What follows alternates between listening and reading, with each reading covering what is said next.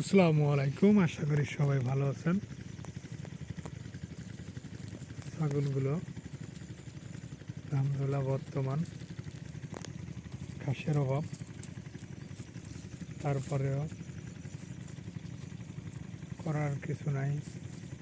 আর হয়তো 15 দিন 1 মাসের ভিতরে ইনশাল্লাহ ছাগলের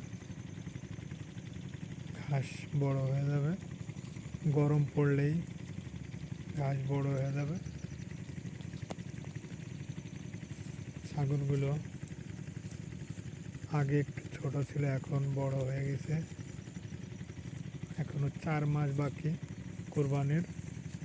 আলহামদুলিল্লাহ ভালোই আছে ছাগলগুলো। ওই যে আরো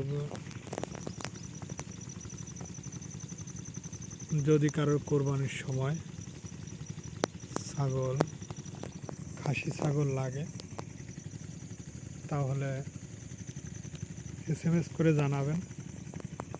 আর একটু ভাই সবাই একটু শেয়ার করে দেবেন, কোরবানির সময় যেন